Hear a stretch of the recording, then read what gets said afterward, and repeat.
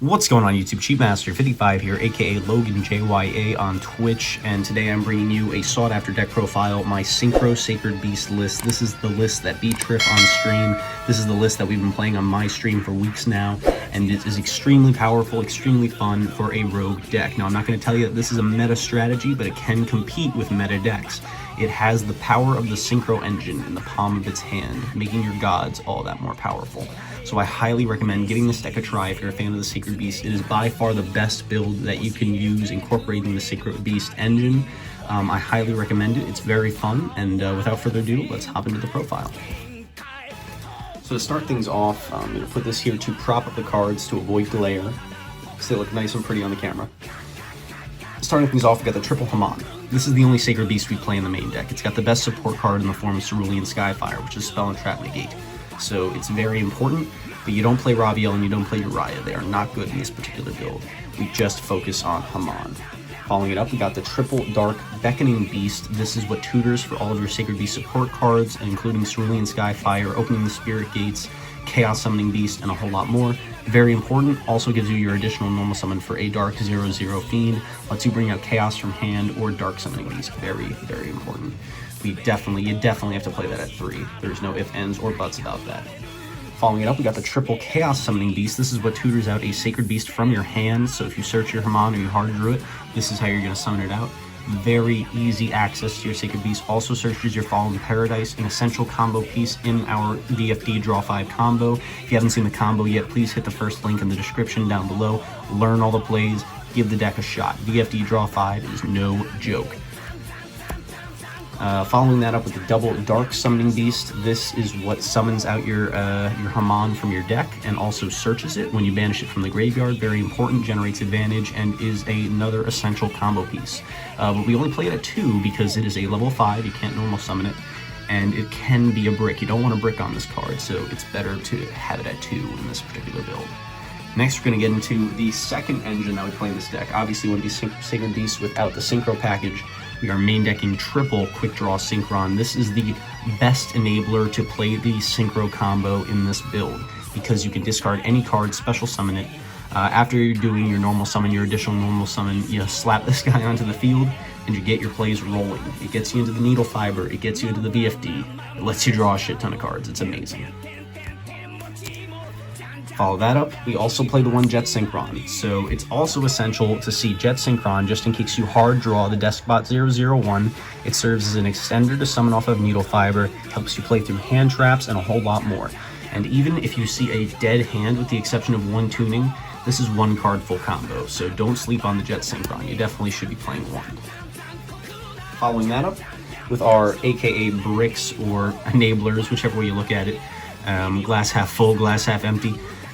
Bricks or enablers, just so people know, you can still play if you open either one of these. It does not stop your combo at all whatsoever. Only bad players get stopped by opening O-Line and Deskbot. It is still full combo if you see these in your hand, but they are what make your plays live. This to summon off Auroradon, this to summon off Needle Fiber, and bring back when you summon the Auroradon tokens. Of course, check the combo video if you have any questions about this, but I'm sure you're nauseated at the sight of those cards because everyone knows what this combo does. Now we're going to move into the hand trap lineup. This is actually very important to be playing in the current metagame. I think I've chosen the best hand traps to play in this particular list. You might want to change it depending on your local setting or what you expect to see, but this is to be ready for Numerons, ready for Adamancipators, the biggest threats. So without further ado, start things off the triple Ghost Ogre. This knocks off the Numeron network automatically. They send for cost, you knock it off, they don't get to resolve it. Ghost Ogre is very important in that particular matchup. Not that good against Adamancipator though, I will not lie to you, so you're definitely siding this out games 2 and 3 against Adamancipator, but essential for the Numeron matchup. Follow that up with the triple Ash Blossom. It is the best generic hand trap. I don't think I need to explain much here. It's good to stop an Eldland. It's good to stop a Scarlet Sanguine, a Needle Fiber. You never know when you're going to need to Ash something. It's great to have. And that's it for the monster lineup, guys. So next we're going to move into spells and traps real quick. Starting things off with the best Sacred Beast spell and trap we can play, triple of the Opening of the Spirit Gates. This card has the ability to +2. On activation, it searches you a Sacred Beast support card. You can discard a card from your hand to summon a 0/0 fiend back from your graveyard, and if you control a Sacred Beast, it lets you add back a continuous spell from your grave to your hand, including itself. It's an amazing card. You have to run it at 3. It's one of your main enablers. You can't play the deck without it, so this is one of the most essential combo pieces that you'll need to see. It's also great bait to make sure that your Synchro play goes through. So if you cast this, your opponent ashes it, sure, off to the races, play your Synchro cards. Speaking of Synchro cards, we've got the best tutor for it in the deck, Triple Tuning. You definitely want to play this to get into your Quick Draw or your Jet Synchron ASAP. Not much to explain here. Hopefully you don't get shafted by the mill. If anything, it's just like an Eldritch. You have the potential to mill good cards off of this. Chaos Summoning Beast, Dark Summoning Beast, Jet Synchron, all good mills. So not too much to worry about there. Just a good generic search. Moving on from there, we've got the double Cerulean Skyfire. This is the best Sacred Beast support card for Haman. Generic spell and trap negate can negate Super Poly since it does not activate, but it doesn't really stop Mystic Mine because since it's a field spell, it doesn't destroy it. It will stay on the field. It'll be active when your turn comes around. So be smart in your use of it. Know the rulings. Ask your local judge how this card works in case you have any questions. Following that up, we got the double Fallen Paradise Essential for your VFD Draw 5 combo. This is one of your main enablers. It makes your Haman immune to destruction and targeting and searchable off your Chaos Summoning Beast. And obviously it's Pot of Greed, draw 2. Gotta love it. Moving on from there, the double Cosmic Cyclone. We don't want to lose to stupid things like Mystic Mine, so I do choose to main deck the Cosmics. It's also good against Eldritch, back row decks, Altergeist, a whole lot more. I do like to have this card in the main. I would feel very risky and unsafe if I wasn't main decking some spell and trap removal. Moving on from there, I've got one Upstart Goblin for generic draw power. I don't play Allure in this build because there is not enough darks that you want to banish out of your hand. So Upstart is really one of the only draw cards I'm able to play, but 39 card deck, Patrick Hoban theory, gotta love it. And then this is a very, very silly card. I don't know if I recommend playing this necessarily. You could play a third Cosmic, you could play one of a random hand trap, a Pankratops, whatever you want, but I'm playing one Pot of Avarice. It lets you recycle your entire Synchro engine if you draw into it off of your combo, but it can be a brick. Like I said, this is poor deck building. I don't suggest doing this. When I was just, after I adapted the build to the Numeron format, I slapped this in there as the 40th card, and it's actually done wonders for me. I resolved it multiple times, and it's very fun when it works. But again, this is not solid deck building. This is just a spicy tech, so, you know, use this slot as you will. Finally, for the trap lineup is just triple impermanence. Lets you play against Numerons. Generic hand trap, very important. Nothing to explain there. So that's a 40 card main deck rounded off.